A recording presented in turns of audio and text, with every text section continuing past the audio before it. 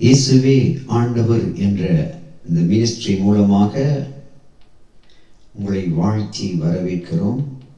நாளிலும் நாங்கள் தேவ சமூகத்தில் பார்க்கப்பட போகின்ற ஒரு வார்த்தையினுடைய தலையங்கம், நீங்கள் வெட்கப்பட்டு போவதில்லை என்ற தலையங்கத்திலிருந்து செய்தியை கேட்க போகிறோம். என்னுடைய வாழ்க்கையில் இருக்கிற எல்லா துக்கங்களும், கண்ணீர்களும், வேதனைகளும், துன்பங்களும், அவமானங்களும், மாறி மாறி வருகிற பழி சொற்களின் நிமித்தம் கர்த்தர் உங்களை கைவிடுவது இல்லை.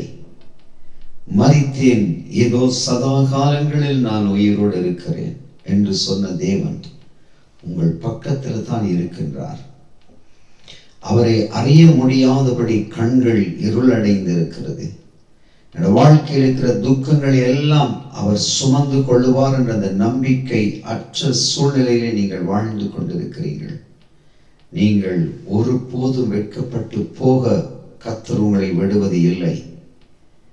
அவர் தன் கரம் பிடித்து உங்களை அழைத்து செல்ல அவர் ஆவலோடு காத்திருக்கிறார். எத்தனையோ காலங்களாய் அழுது அழுது அழுது உங்களுடைய கண்ணீர்கள் எல்லாம் செலவழிந்திருக்கிறது. ஆனால் தேவன் சொல்கிறார், நீங்கள் வெட்கப்பட்டு போவது இல்லை. காரணம், ரோமர் புஸ்தகத்திலே 5வது அதிகாரம் 5வது வசனம் சொல்கிறது, மேலும் நமக்கு அருளப்பட்ட பரிசுத்த ஆவியினாலே தேவ அன்பு நம்முடைய இருதயங்களிலே ஊற்றப்பட்டிருக்கிறபடியினால் அந்த நம்பிக்கை நம்மை வெட்கப்படுத்தாது. பிரியமானவர்களே, நம்முடைய இருதயங்களில் ஊற்றப்பட்டிருக்கிற அந்த பரிசுத்த ஆவியானவருடைய அந்த வல்லமை, அந்த மகிமையை நாங்கள் உணராதபடிக்கு வாழ்கிறபடியினால எங்களுக்குள்ள சந்தேகங்களும் தேவையில்லாத குழப்பங்களும் உண்டாகிறது. அந்த நம்பிக்கை எங்களுக்குள்ள வந்துவிட்டால் அந்த நம்பிக்கை நம்மை வெட்கப்படுத்த விடாது. எங்களுக்கு கொடுக்கப்பட்டிருக்கிற பரிசுத்த ஆவியானவர் விலை மதிப்பற்றவர். வானத்திலும் பூமியிலும் சகல அதிகாரங்களையும் எங்களுடைய வாழ்க்கையில வைத்திருக்கிற தேவன் மற்ற காரியங்களை எங்களுக்கு கொடுக்க மாட்டாரா? உங்களுடைய பிரச்சனை எதுவா இருந்தாலும் அது பரவாயில்லை. ஆனால் உங்களோட பிரச்சனை மத்தியிலே விடுதலை தருகிற அந்த தெய்வத்தை முன்வைத்து பழகுங்கள். மத்தேயு 6ஆம் அதிகாரம் 33வது வசனம் சொல்கிறது, முதலாவது தேவனுடைய ராஜ்யத்தையும் நீதியும் தேடுங்கள், அப்பொழுது மற்றவைகள் யாவும் உங்களுக்கு கூட கொடுக்கப்படும். பிரியமான பிள்ளைகளே, கர்த்தருடைய அன்பு நம்மை ஒருபோது வெட்கப்படுத்தாது. தேவனை அறிந்த பிள்ளைகளாய் இருக்கிற நம்முடைய வாழ்க்கையில நம்ம எப்பொழுதும் தேவனை முன்வைக்க கற்றுக்கொள்ள வேண்டும். எங்களுக்கு கர்த்தரை விட அதிகமாய் நாங்கள் ஏதாவது ஒரு காரியத்தில் அன்பு வைத்தால் அது ஆண்டவருக்கு முன்பாக பிடிக்காத ஒரு காரியம். எங்களுடைய வாழ்க்கையில் நாங்கள் வியாபாரத்தை முன்வைக்கலாம், அல்லது நாங்கள் செய்கிற ஒரு காரியத்திலே அவருக்கு ஆண்டவருக்கு முன்பாக அதை முன்வைத்து ஓடலாம், அல்லது வேலையை முன்வைத்து ஓடலாம், அல்லது படிப்பை முன்வைத்து ஓடலாம். ஏதோ ஒரு காரியம் கர்த்தரை விட அதிகமாய் நாங்கள் நேசித்து முன்வைப்போமாய் இருந்தால் அதனால் எங்களுக்கு தோல்விதான் வருமே தவிர வெற்றி வராது. பிரியமானவர்களே, இன்றைக்கு ஆண்டவர் உங்களோடு பேசுகிற வார்த்தை, நான் உங்களை வெட்கப்பட விடுவது இல்லை. உங்கள் கரம் பிடித்து உங்களை நடத்துவேன். உங்கள் கண்ணீர் எல்லாம் நான் துடைப்பேன். உங்களோட வேதனைகள் எல்லாம் நான் விலக்கி போடுவேன். உங்களை கரம் பிடித்து வழி இதுதான், இதிலே நடவுங்கள் என்று உங்களை வழி நடத்துவேன் என்று ஆண்டவர் உங்களுக்கு வாக்கு கொடுக்கிறார். பிரியமான பிள்ளைகளை, சங்கீத புஸ்தகம் 7வது 71வது அதிகாரத்தின் 1வது வசனம் சொல்கிறது, கர்த்தாவே, நான் உம்மை நம்பி இருக்கிறேன், நான் ஒருபோது வெட்கம் அடையாதபடி செய்யும். தாவீதினுடைய நெருக்கமான ஒரு சூழ்நிலை, வேதனைகளுக்கு மேல வேதனை வந்த நேரம் தாவீது நெருக்கப்பட்டான், ஒடுக்கப்பட்டான், சிறுமைப்படுத்தப்பட்டான், பிள்ளைகளால விரட்டப்பட்டான். எத்தனையோ பாடுகள். பிரியமானவர்களே, பாடுகளுக்கு மேல பாடுகளை தாவீது அனுபவித்துக் கொண்டிருந்த நேரத்தில் தான் இந்த வார்த்தையை தாவீது சொல்லுகிறார், கர்த்தாவே, நான் உம்மை நம்பி இருக்கிறேன், நான் ஒருபோதும் வெட்கம் அடையாதபடி செய்யும். பிரியமான பிள்ளைகளே, எங்களை ஒருபோதும் வெட்கமடையாதபடி செய்கிற கர்த்தர் எங்கள் பக்கத்தில் தான் இருக்கிறார். எங்களோட வாழ்க்கையை சுகந்த வாசனையாய் மாற்றுகிற தேவன் எங்கள் பக்கத்தில் தான் இருக்கிறார். உங்க பக்கத்தில் இருக்கிறார். நீங்கள் அதை அறியாத வரைக்கும் உங்களோட வாழ்க்கையில நீங்கள் அழுது அழுது அழுதுதான் நீங்க வாழ்வீங்கள். கவலைப்படுகிறதுனால் எவன் தன் சரீர அளவோடு ஒரு முழத்தை கூட்ட முடியும்? ஆகாயத்து பறவைகளை கவனித்து பாருங்கள். அவைகளுக்கு தேவன் பிழைப்பூட்டுகிறார் அல்லவா? நீங்கள் நானும் மனுஷர்கள், தேவனுடைய பிள்ளைகள். அவைகளை விட எங்கள் மேலே எவ்வளவு கருசனையா அவர் இருப்பார். சற்று கொஞ்சம் சிந்தித்து பாருங்கள் பிரியமான பிள்ளைகளை. நாங்கள் உணர்வடைய வேண்டும் என்று ஆண்டவர் விரும்புகிறார். எபேசியர் புத்தகத்தில் 5வது அதிகாரம் 17வது வசனம் சொல்லுகிறது, ஆகையால் நீங்கள் மதியற்றவர்களாயிராமல் கர்த்தருடைய சித்தம் இன்னதென்று உணர்ந்து கொள்ளுங்கள். உணர்ந்து கொள்ளுங்கள். இருதயத்தில் ஒரு உணர்வு எங்களுக்கு வர வேண்டும். நான் எழும்ப வேண்டும். என் ராஜா உயிரோடு இருக்கிறார். என்னை படைத்த தெய்வம் உயிரோடு இருக்கிறார். என்னை அழைத்த தெய்வம் உயிரோடு இருக்கிறார். என்னை தாயின் கருவிலே தெரிந்து கொண்ட தெய்வம் உயிரோடு தான் இருக்கிறார். அவர் பேசுகிற தெய்வம். ஆகவே அப்படிப்பட்ட உணர்வு எங்களுக்குள்ள வர வேண்டும் என்று ஆண்டவர் விரும்புகிறார். அந்த உணர்வு வருகிற ஒரு மனிதனுடைய வாழ்க்கையில எல்லாம் வெற்றியாய் நடக்கும். ஆண்டவருடைய சித்தத்தை விரும்புகிற பிள்ளையுடைய வாழ்க்கையில எல்லாம் சமாதானமாய் இருக்கும். ஒன்றும் தோல்வி அடைந்து போகாது. எந்த விஷயத்தில் வெட்கப்பட்டு போக மாட்டார்கள். அதைத்தான் ஆண்டவர் இந்த நேரத்திலும் பேசிக் கொண்டிருக்கிறார். பிரியமானவர்களே, உன்னுடைய கண்ணீர் துளிகள் ஒவ்வொன்றும் எண்ணப்பட்டு துருத்தியிலே நான் வார்த்து வைத்திருக்கிறேன். அவைகளுக்கு பதில் வருகிறது. பிரியமான பிள்ளையே, நீ விட்ட கண்ணீர் துளிகள் ஒன்றும் தரையிலே வீணாய் போகவில்லை. எல்லாம் நான் எண்ணி வைத்து துருத்தியிலே வார்த்து வைத்திருக்கிறேன். பதில் வருகிறது. பதில் வருகிறது. கொஞ்சம் தாமதமாய் பதில் வருகிறது. நீங்கள் ஜெபம் பண்ணி கர்த்தருடைய சமூகத்துல காத்திருக்க வேண்டும் என்று ஆண்டவர் விரும்புகிறார். ஜெபிக்க கற்றுக்கொள்ளுங்க பிரியமானவர்களே. ஜெபம் பண்ண புரிந்து கொள்ளுங்க பிரியமானவர்களே. ஜெபம் பண்ணாமல் இருக்கிறது ஒரு பெரிய பயங்கரம். வேதத்தில் நாங்கள் வாசிக்கிறோம். லூக்கா எழுதின சுவிசேஷ புத்தகத்திலே 18வது அதிகாரம் 1வது வசனத்தில் இருந்து 8வது வசனம் வரைக்கும் வாசிக்கும் போது அதிலே ஒரு ஸ்திரீ வந்து சோர்ந்து போகாமல் எப்பொழுதும் ஜெபம் பண்ண வேண்டும் என்பதை குறித்து அவர்களுக்கு அவர் ஒரு உவமையை சொன்னார். ஒரு உவமை கதையாக, சோர்ந்து போகக்கூடாது, எப்பொழுதும் ஜெபிக்கணும் பிரியமானவர்களே. எப்பொழுதும் ஆண்டவரை நோக்கி பார்க்கணும் பிரியமானவர்களே. ஜெபம் தான் ஜெயம். எங்களோட வாழ்க்கையில் இருக்கிற எல்லா கட்டுகள், எல்லா வேதனைகள், எல்லா துன்பங்கள், எல்லா உபத்திரவங்களையும் எல்லாம் சுக்குநூறாக உடைக்கக்கூடியது ஜெபம். ஜெபிக்கிற பிள்ளைகளுடைய வாழ்க்கையில ஜெயம் இருக்கும். ஒரு பெரிய சமாதானம் அந்த பிள்ளைகளுடைய வாழ்க்கையை மூடிக்கொள்ளும். சுற்றி ஒரு நெருப்பு சுற்றி நிற்கிறதை பார்க்க முடியும். பிரியமானவர்களே, தயவு செய்து புரிந்து கொள்ளுங்கள். உங்களை வெட்கப்பட விடாத ஒரு தெய்வம் உங்க பக்கத்துல இருக்கிறபடியினால் அவர் உங்களுக்கு அன்பான ஒரு வார்த்தை சொல்லுகிறார். என்னை நோக்கி கூப்பிடு, நீ அறியாதது உனக்கு எட்டாததுமான காரியங்களை நான் உனக்கு தெரிவிப்பேன். என்னை நோக்கி கூப்பிடு. அதுதான் ஜெபம். ஜெபிக்க வேணும் பிரியமான பிள்ளைகளே. தோல்விகள், வேதனைகள், கண்ணீர்கள், அவமானங்கள், நிந்தைகள் வரும்போது அந்த ஜெபத்தை விட்டு சோர்ந்து போய் விழுந்து விழுந்து படுத்து கொண்டிருந்தால் ஒருபோதும் எங்கள் வாழ்க்கையில ஜெயத்தை எடுக்க முடியாது. நாங்கள் தோற்று போய் விடுவோம். இன்னும் அவமானங்கள் எங்களை சூழ்ந்து விடும். இன்னும் துன்பங்கள் எங்களை சூழ்ந்து வரும். ஆகவே நாங்கள் எப்பொழுதும் ஜெபிக்க வேண்டும். பாருங்கள், இன்னொரு வசனம் சொல்லுகிறது. எபிரேயர் புஸ்தகத்தில் 5வது அதிகாரம் 7வது வசனம் சொல்லுகிறது, அவர் மாம்சத்தில் இருந்த நாட்களில் தம்மை மரணத்தினின்று ரட்சிக்க வல்லமை உள்ளவரை நோக்கி பலத்த சத்தத்தோடும் கண்ணீரோடு விண்ணப்பம் பண்ணி வேண்டுதல் செய்து தமக்கு உண்டான பயபக்தியின் நிமித்தம் கேட்கப்பட்டு வாசிக்கிறோம். பலத்த சத்தமாய் ஜெபித்தார். என்னத்துக்காக ஜெபம் பண்ணினார்? தம்மை மரணத்தில் நின்று ரட்சிக்க வல்லமை உள்ளவரை நோக்கி, என்ன பிரச்சனை, என்ன வேதனை, எத்தனை கண்ணீர்கள், ஏன்? அந்த ஜெபம் தேவ சமூகத்தை இன்னும் சென்றடையவில்லை. பிரியமானவர்களே, எழும்பு எழும்பு சீயோனே, உன் வல்லமை தரித்துக்கொள், எழும்பி பிரகாசி, உன் ஒளி வந்தது, தூசியை உதறிவிட்டு எழுந்திரு.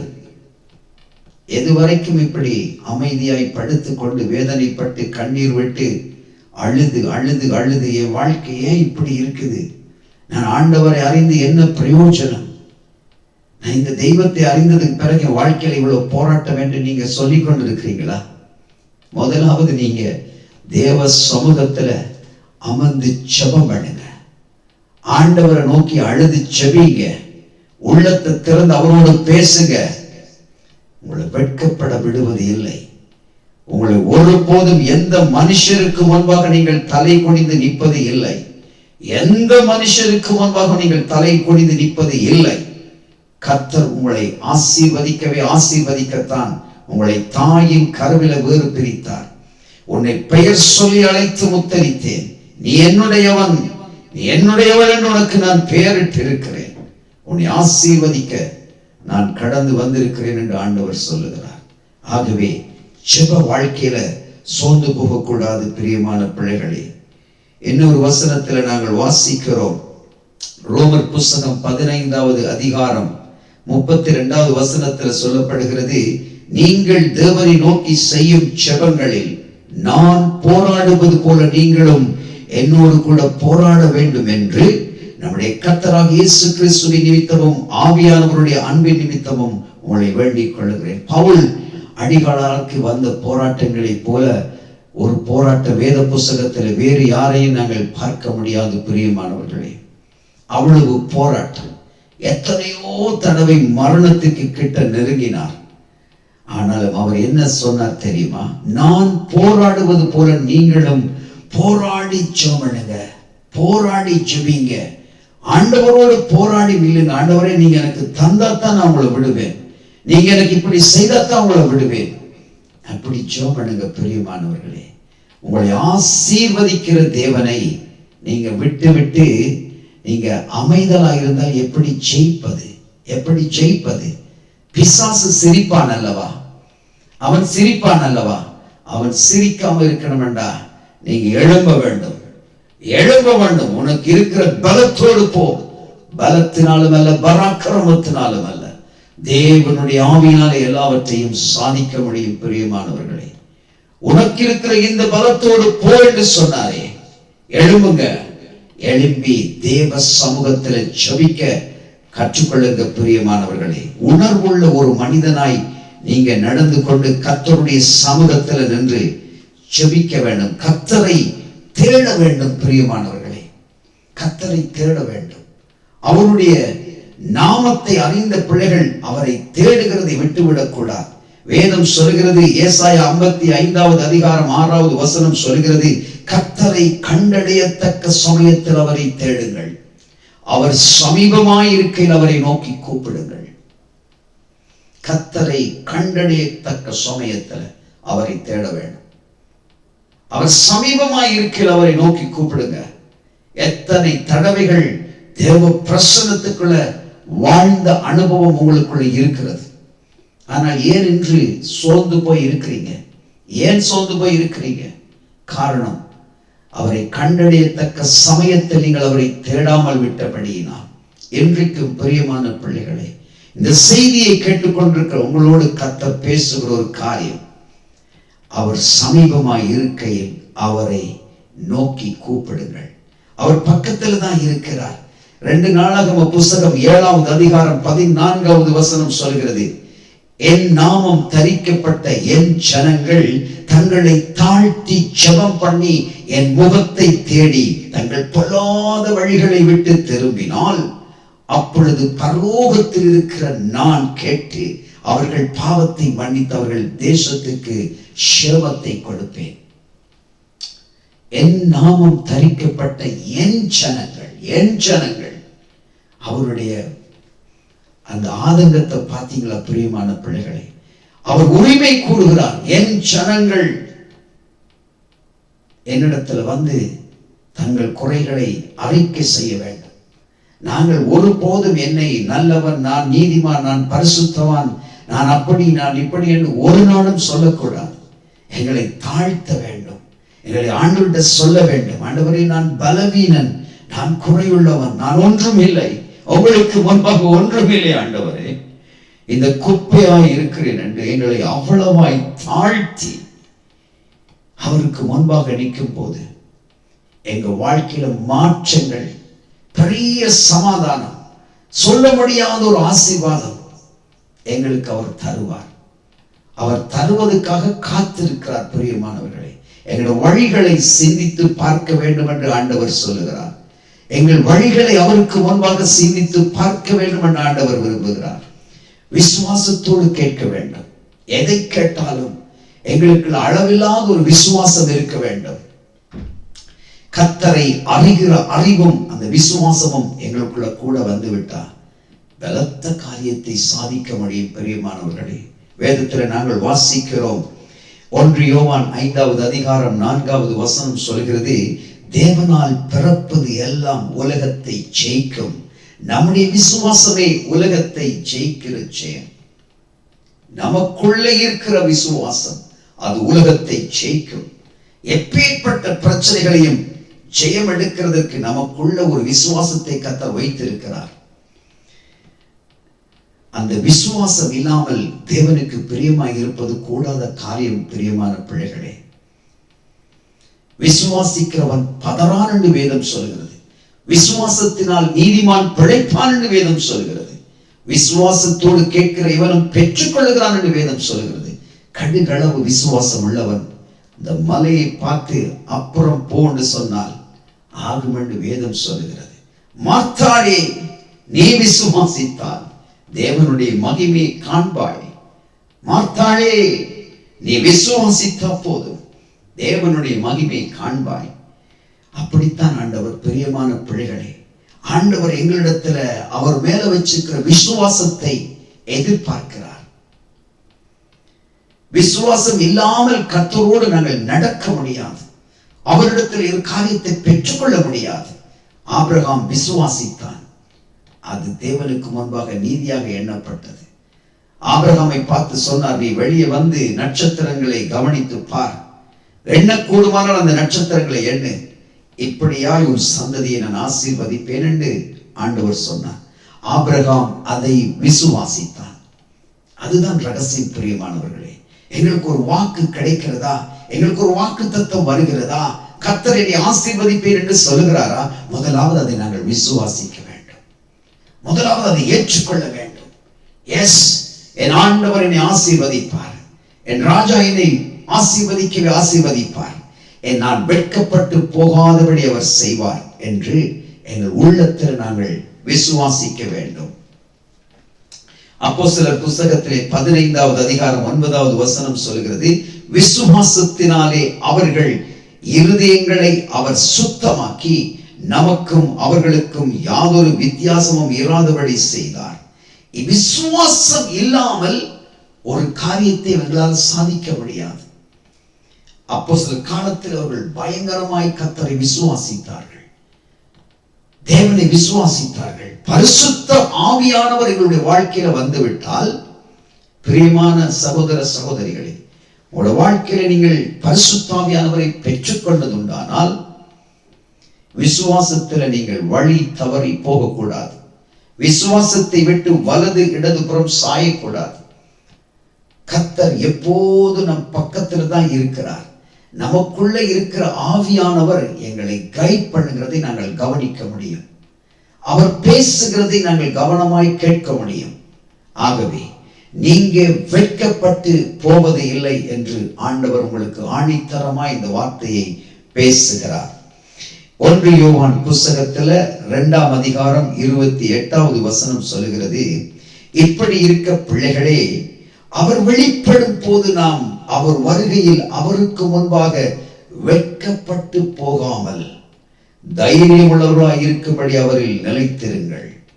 அவர்கள் நிலைத்திருக்கணும். நான் நிற்கிறேன் என்று சொல்லுகிறவன் விழுந்து போகாதபடி எச்சரிக்கையாய் இருக்கிற கடவன். நான் நிற்கிறேன், எனக்கு ஒன்று தேவையில்லை, எனக்கு எந்த மனுஷரும் தேவையில்லை, நான் ஸ்டெடியா இருக்கிறேன் என்று ஒரு நாளும் நாங்கள் சொல்லக்கூடாது. பயபக்தியோடு, நடுக்கத்தோடு, தேவனுக்கு முன்பாக கவனற்ற இருதயத்தோடு, பரிசுத்த ஜீவியத்தோடு, பயபக்தி தேவனுக்கு முன்பாக அப்படியே நிற்கணும். வெட்கப்பட்டு போகாம இருக்கிறதுக்குரிய காரணங்கள் இவைகள் தான். தேவனுக்கு முன்பாக எங்களை பயபக்தியோடு, நடுக்கத்தோடு காத்துக்கொள்ள வேண்டும். தேவனுக்கு முன்பாக அதை செய்ய வேண்டும். இப்படி இருக்க பிள்ளைகளே, அவர் வெளிப்படும் போது நாம் அவர் வருகையில் அவருக்கு முன்பாக வெட்கப்பட்டு போகாமல் தைரியம் உள்ளவர்களாய் நிற்கும்படி எங்களுடைய வாழ்க்கை, இந்த உலகத்துக்கு வாழ்கிற வாழ்க்கை கொஞ்ச காலம்தான் பிரியமானவர்களே. இந்த உலகத்தின் வாழ்க்கையில பல உபத்திரவங்களை தேடி வரும், அவமானங்கள் வரும், துன்பங்கள் வரும், தீய சொற்கள் வரும், ஏளனமாய் பேசுவார்கள். இவனா, இவளா, இந்த மனுஷியா, இந்த மனுஷனா என்று அவமானமாய் பேசுவார்கள். எங்களை ஒரு மனுஷனாகவே கணக்கெடுக்க மாட்டார்கள். சில வேளைகளில் கர்த்தர் சொல்லுகிறார், உன்னை கொண்டுதான் நான் அந்த காரியத்தை செய்வேன், உங்களை கொண்டுதான் அந்த காரியத்தை நான் செய்வேன், என்னுடைய நாமம் உங்க மூலமாய் மகிமைப்படும் என்று கர்த்தர் சொல்லுகிறார்.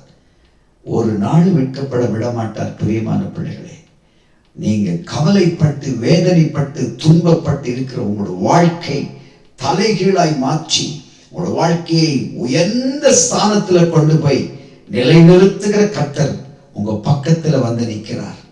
இப்பொழுது உங்க பக்கத்துல நிற்கிறார். அவரை அண்டிக் கொள்ளுகிற பிள்ளைகள் பாக்கியவான்கள். அவரிடத்தில் வருகிற பிள்ளைகளை ஒருபோதும் அவர் புறம்பே தள்ளுவதில்லை என்று வேதம் சொல்லுகிறது. என்னிடத்தில் வருகிற ஒருவனையும் நான் புறம்பே தள்ளுவதில்லை.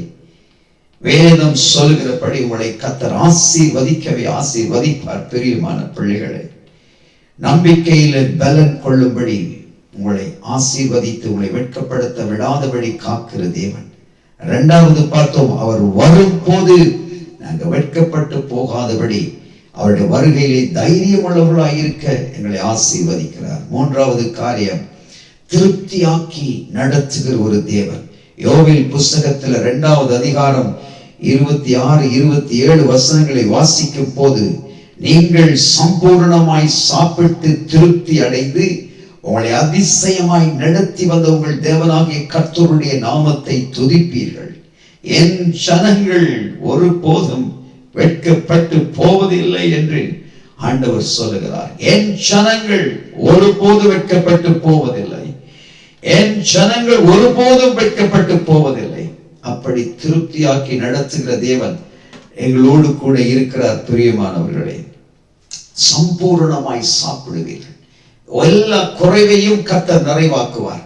எங்களுடைய வாழ்க்கைக்கு சகல குறைவு எல்லாவற்றையும் நிறைவாக்குற தேவனுடைய சமூகத்துல நிற்கிற பிள்ளைகளுடைய வாழ்க்கையில கர்த்தர் பெரிய அதிசயமான காரியங்களை செய்வார், அதிசயமான காரியங்களை நடப்பிப்பார். பிரியமானவர்களே, உங்களுடைய வாழ்க்கையை கர்த்தருடைய சமூகத்தில் ஒப்புவிக்க வேண்டியது மாத்திரம்தான் நீங்க செய்ய வேண்டிய ஒரே ஒரு காரியம். கர்த்தர் நல்லவர். அவர் ஒருபோதும் தன் பிள்ளைகளை வெட்கப்பட விடுவதே இல்லை. அதிசயமாய் நடத்தி வந்த உங்கள் தேவனாகிய கர்த்தருடைய நாமத்தை நீங்கள் துதிக்கும்படி அவர் உங்களை வெட்கப்படுத்த விட மாட்டார். பிரியமான பிள்ளைகளே, நான்காவது ஒரு காரியத்தை நாங்கள் பார்க்கிறோம். ராஜாக்கள் உன்னை வளர்க்கும் தந்தைகளும் அவர்களுடைய நாய்கள் உன் கை தாய்களுமாய் இருப்பார்கள். தரையிலே முகம் குப்புற விழுந்து உன்னை பணிந்து உன் கால்கள் தூளை நக்குவார்கள். நான் கர்த்தர், எனக்கு காத்திருக்கிறவர்கள் வெட்கப்படுவதில்லை என்பதை அப்பொழுது அறிந்து கொள்வார்கள் என்று ஏசாயா புத்தகம் 49வது அதிகாரம் 23வது வசனம் சொல்கிறது. உங்களை மேன்மையாக வைப்பேன் என்று ஆண்டவர் சொல்லுகிறார். எங்க நீங்கள் தாழ்த்தப்பட்டீங்களோ, எங்க நீங்க கைவிடப்பட்டீங்களோ, எந்த இடத்தில் அவமானப்படுத்தப்பட்டீங்களோ அதே இடத்தில் உங்களை நான் மேன்மையாக வைப்பேன். அவர்கள் பார்த்து அவர்கள் தங்கள் வாயை கையில வைத்து பார்ப்பார்கள், இந்த மனுஷனா என்று சொல்லி உங்களை மேன்மைப்படுத்துகிற தேவன். அதுதான் வேதம் சொல்கிறது. அவர்களுடைய நாயகிகள் உன் கை தாய்மார்களுமாய் இருப்பார்கள். தரையிலே முகம் குப்புற விழுந்து உன்னை பணிந்து, தரையிலே முகம் குப்புற விழுந்து உன்னை பணிந்து கொள்வார்கள். அந்த நாள் வரும், அந்த நாள் வரும். எங்கே நீங்க அவமானப்பட்டீங்க, எந்த இடத்துல நீங்க வேதனைப்பட்டீங்க, எந்த இடத்துல உங்களை தூஷித்தார்கள், கவலைப்படாதீங்க பிரியமானவர்களே. நீங்கள் வெட்கப்பட்டு போவதில்லை என்று ஆண்டவர் சொல்லுகிறார். என் ஜனங்கள் வெட்கப்பட்டு போவதில்லை, என் ஜனங்கள் ஒருபோது வெட்கப்பட்டு போவதில்லை. அந்த நாட்கள் வரும் போது உங்களோட வாழ்க்கையில பெரிய மாற்றங்களை கண்டு அதிசயமாய் நடத்தி வந்த கர்த்தரை நீங்கள் துதிப்பீர்கள். அடுத்த ஒரு காரியம், 5வது காரியம், ரோமர் புஸ்தகம் 9வது அதிகாரம் 33வது வசனம் சொல்லுகிறது, இதோ இடறுதலுக்கான கல்லையும் தவறுதலுக்கான கண்மலையும் சீயோனிலே வைக்கிறேன். அவரிடத்தில் விசுவாசமாய் இருப்பவன் எவனோ அவன் வெட்கப்படுவதில்லை என்று எழுதியிருக்கிறபடி ஆயிற்று. என்ன வேதத்துல வாசிக்கிற பாருங்க, அவரிடத்தில் விசுவாசமாய் இருப்பவன் எவனோ. எப்பேற்பட்ட பாடுகள், உபத்திரவங்கள், கண்ணீர்கள் வந்தாலும் நீங்கள் ஸ்ட்ராங்கா நிற்க பழக வேண்டும். கர்த்தரிடத்தில் ஒரு விசுவாசத்தோடு நின்று ஸ்ட்ராங்கா இருக்க பழக வேண்டும். பாடுகள் மத்தியில அவர் உங்களை கரம் பிடித்து நடத்துவார், உங்களை வெட்கப்படுத்த விட மாட்டார். பிரியமான சகோதர சகோதரிகளை, ஒரு விஷயத்தை நல்லா புரிந்து கொள்ளுங்க. அவர் தீமை செய்கிற தேவன் அல்ல. எங்களுக்கு ஒரு தீமை வருகிறதா இருந்தால் அவன் தன் சுய இச்சையினால் இழுக்கொண்டு சோதிக்கப்படுகிறான். கர்த்தர் ஒருவரையும் பொல்லாங்கினால் சோதிக்கிறவர் அல்ல என்று வேதம் தெளிவாய் சொல்கிறது. எங்களுக்கு ஒரு உபத்திரவம், எங்களுக்கு ஒரு கண்ணீர், எங்களுக்கு ஒரு பாடுகள், எங்களுக்கு ஒரு நிந்தைகள் வருகிறது என்றால் அது எங்கள் நிமித்தமாய்த்தான் வருகிறது. ஆனால் நாங்கள் என்ன செய்ய வேண்டும்? அந்த பாடுகள், உபத்திரவங்கள் மத்தியிலும் கர்த்தரை துதிக்க வேண்டும், கர்த்தருக்கு நன்றி சொல்ல வேண்டும், ஆண்டவருடைய சமூகத்தை இறுக பிடிக்க வேண்டும்.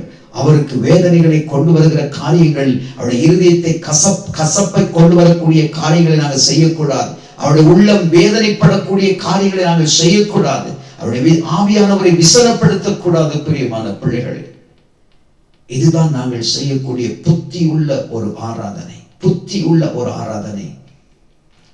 எங்களுடைய பாடுகளில் எங்களை வெட்கப்பட விட மாட்டார்.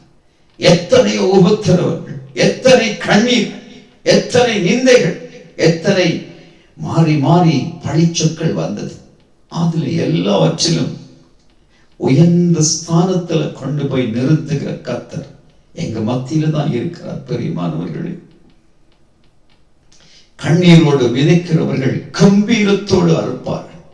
அள்ளி தூவும் விதையை சுமந்து கொண்டு போகிறவர்கள் அழுது கொண்டு போகிறார்கள்.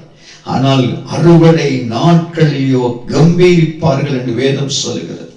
அறுவடை நாட்கள் ஒன்று வரும், அறுவடை நாட்கள் ஒன்று வரும். நீங்க விதைத்த விதைகள் ஒன்றும் அது முளைக்காமல் திரும்புவது இல்லை. அறுவடை நாட்கள் வரைக்கும் காத்திருங்கள்.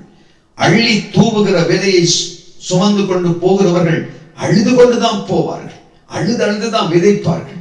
ஆனால் குறிப்பிட்ட நாட்களில் அந்த அறுவடை நாள் வரும் போது கம்பீரித்து மகிழ்ந்து பாடுவார்கள், கர்த்தரை துதிப்பார்கள். இவ்வளவு அறுவடை, சுமக்க முடியாத அறுவடை. அப்படித்தான் பிரியமானவர்களே, ஆண்டவரும் அப்படித்தான். ஒரு குறிப்பிட்ட காலம்தான் பாடுகள், ஒரு குறிப்பிட்ட காலம்தான் வேதனைகள், ஒரு குறிப்பிட்ட காலம்தான் எங்களுடைய நிந்தைகள், அவமானங்கள் இருக்கும். அதுக்கு பிறகு அவர்கள் நிந்திக்கிறவர்கள், வேதனைப்படுத்துகள், துன்பப்படுத்துகள் ஒன்றும் செய்ய முடியாது. கர்த்தர் ஒரு மனிதனுடைய வாழ்க்கையை ஆசீர்வதிக்க விரும்பினால் எந்த மனுஷனாலும் எதையும் செய்ய முடியாது. பிரியமானவர்களே, உங்களோட வாழ்க்கை வெட்கப்பட்டு போவது இல்லை என்று கர்த்தர் உங்களுக்கு ஆணித்தரமாய் பேசுகிறார். நான் தாய் சுமப்பது போல நான் உங்களை சுமப்பேன், என் இடுப்பில் வைத்து நான் உங்களை சுமப்பேன். தாய் தன் பாலகனை மறந்தாலும் நான் உங்களை மறப்பதில்லை என்று சொன்ன வசனத்தின்படி உங்களை நான் சுமந்து உங்களை வழி நடத்துவேன். உங்கள் வேதனைகளுக்கு முற்றுப்புள்ளி வருகிறது, உங்களுடைய கண்ணீர்களுக்கு முற்றுப்புள்ளி வருகிறது. நீங்கள் விட்ட துன்பங்களுக்கும் பாடுகளுக்கும் உபத்திரவங்களுக்கும் நாள் வருகிறது. எல்லா உபத்திரவத்தையும் பாடுகளையும் சகித்த இயேசு கிறிஸ்து சொல்லுகிற வார்த்தை, நான் அந்த உபத்திரவங்களின் வழியாய் வந்தபடியினால அந்த உபத்திரவங்கள் எனக்கு தெரியும், அதனால நான் உன் பாடுகளை, உபத்திரவங்களை நான் மாற்றுவேன். அந்த நாட்களுக்கு காத்திருங்கள் பிள்ளைகளே. அந்த நாட்களுக்காய் அமைதலாய் காத்திருங்கள் பிள்ளைகளே. நம்பிக்கையில பலன் கொள்ளும்படி எங்களுக்கு ஆசீர்வதிக்கிற தேவன் எங்கள் நம்பிக்கையை வெட்கப்பட விடமாட்டார். இரண்டாவது, அவருடைய வருகையிலே நாங்கள் கைவிடப்படாதபடி இருக்க, அந்த வருகையிலே தைரியம் உள்ளவர்களாய் இருக்கும்படி அவர் எங்களை வெட்கப்படாதபடி காப்பாற்றுவார். மூன்றாவது பார்த்தோம், திருப்தியாக்கி நடத்துகிற தேவன். எந்த குறைவும் இல்லாதபடி வாழ்க்கையில் இருக்கிற எல்லா குறைவையும் நிறைவாக்கி திருப்தியாய் நடத்துகிற தேவன் எங்களோடு கூட இருப்பார். நான்காவது பார்த்தோம், மேன்மைப்படுத்துவார். எங்களிடத்துல எந்தெந்த இடத்துல நாங்கள் காயப்பட்டோமோ, எந்தெந்த இடத்துல அவமானப்பட்டோமோ, எந்தெந்த இடத்துல எங்களால் நிந்திக்கப்பட்டோமோ, அந்த இடத்துல எங்களை மேன்மைப்படுத்துவார். மேன்மைப்படுத்தும் போது புலாங்கிதம் அடைந்து அவரை துதித்து கனப்படுத்தக்கூடிய அந்த சூழ்நிலையை தேவன் உருவாக்கி கொடுப்பார். பிரியமானவர்களே, ஐந்தாவது காரியம் பார்த்தோம், பாடுகளில, உபத்திரவங்களில, வேதனைகளில நாங்கள் வெட்கப்பட்டு போகாதபடி எங்களுக்கு உதவி செய்கிற தேவன் ஒருவர் இருக்கிறார். கர்த்தருடைய பிரியமான சகோதர சகோதரிகளே, உங்களுக்கு முன்பாய் நின்று பேசிக் கொண்டிருக்கிற இந்த அடிமையை உங்களோட பாதத்தில் ஒப்பு கொடுக்கிறேன். நானும் எத்தனையோ பாடுகள், உபத்திரவங்கள், கண்ணீர்களுக்கு மத்தியில தான் கடந்து வந்து நின்று உங்களுக்கு முன்பாக இந்த வார்த்தை ஆணித்தரமாய் பேசுகிறேன் என்றால், உருவாக்குகிற தேவன் நம் தேவன். எங்களை உருவாக்குவதற்காக, எங்களை உபயோகம் பண்ணுவதற்காக அவர் எத்தனையோ பாடுகளை அனுமதித்து உருவாக்கினார். எங்களை உருவாக்கப்படுத்தினார், உருவகப்படுத்தினார். புயவன் கையில் இருக்கிற ஒரு களிமண்ணை போல அவர் வனைந்து கொண்டிருக்கும் போது அந்த பாத்திரம் கெட்டு போகும் போது உடனடியாக அவர் வேறு பாத்திரமாய் அந்த மண்ணை வேறு பாத்திரமாய் வணைகிறார். பிரியமானவர்களே, அப்படித்தான் உங்களுடைய வாழ்க்கையிலும் எப்பேற்பட்ட பிரச்சனைகள், எப்பேற்பட்ட கண்ணீர்கள், எப்பேற்பட்ட துன்பங்கள் இருந்தாலும் நன்மைக்கு ஏதுவாகத்தான் இந்த காரியம் உங்களோட வாழ்க்கையில நடக்கிறது என்பதை மாத்திரம் புரிந்து கொள்ளுங்கள். உங்களோட காரியம், உங்களோட வாழ்க்கையில் நடக்கிற எந்த ஒரு காரியமும் தீமைக்கு வரவில்லை. நன்மையாக முடிய பண்ணுவதற்காக கர்த்தர் ஏதோ ஒரு காரியத்தை உங்களோட வாழ்க்கையில செய்கிறார். இதுதான் உண்மை. பிரியமானவர்களே, உங்களுடைய தலையில் இருக்கிற ஒரு தலைமுடி கீழே விழுகிறது, அவருக்கு தெரியாமல் விழாது என்று வேதம் சொல்லுகிறது. கர்த்தருக்கு தெரியாம உங்களுடைய தலையிற்கு ஒரு முடி கூட கீழே விழாதான். உங்களோட தலையில் எத்தனை முடி இருக்கிறது அவர் எண்ணி வைத்திருக்கிறாராம். பிரியமானவர்களே, நம்புறீங்களா? அவ்வளவு கரிசனை உள்ள ஒரு தெய்வம், அவ்வளவு அன்புள்ள ஒரு தெய்வம். வேதம் சொல்கிறது, திரளான ஜனங்களை அவர் கண்ட போது மனதுருகினார். திரளான ஜனங்களை பார்த்துட்டார், மனதுருகினார் என்று வேதத்தில் வாசிக்கிறோம். ஒவ்வொரு பிள்ளைகள் மேலே அவ்வளவு அன்பு வைத்திருக்கிற தெய்வம் அவர். ஒவ்வொரு பிள்ளைகளையும் நேசிக்கிற தெய்வம் அவர். உங்களை வெட்கப்பட விடுவாரா? உங்களோட வாழ்க்கை வெட்கப்பட்டு போறதுக்கு விடுவாரா? ஒரு நாளும் இல்லை. பிரியமானவர்களே, ஒரு நாளும் அப்படி நடக்காது. பிரியமானவர்களே, கர்த்தர் உங்கள் ஒவ்வொருவரையும் இந்த ராத்திரி வேளையில இதை கேட்டுக்கொண்டிருக்க, இந்த வசனத்தை கேட்டுக்கொண்டிருக்க இந்த வேளையில கர்த்தர் உங்களை ஆசீர்வதிப்பார். இந்த நாளிலும் தேவ சமூகத்தில் ஒப்பு கொடுத்து ஒரு விசை தலைகளை தாழ்த்தி நீங்க சோமனுங்க, நீங்க சொல்லுங்க, நான் வெட்கப்பட்டு போவதில்லை ஆண்டவரே, நான் ஒருபோதும் வெட்கப்பட்டு போவதில்லை ஆண்டவரே. நான் அறிந்திருக்கிற தேவன் என்னை விடுதலையாக்க வல்லமை உள்ளவராய் இருக்கிறபடியினால நான் வெட்கப்பட்டு போவதில்லை என்று சொல்லி வாய்களை திறந்து தலைகளை தாழ்த்தி அர்ப்பணித்து ஒப்பு கொடுத்து செவிங்க. கர்த்தர் சமூகத்தில் ஒப்பு கொடுங்க. தேவன் தாமே இந்த நாளிலும் உங்களை ஆசீர்வதிக்கவே ஆசீர்வதிப்பாராக. ஆமேன், ஆமேன், ஆமேன். கர்த்தர் உங்களை ஆசீர்வதிப்பார்.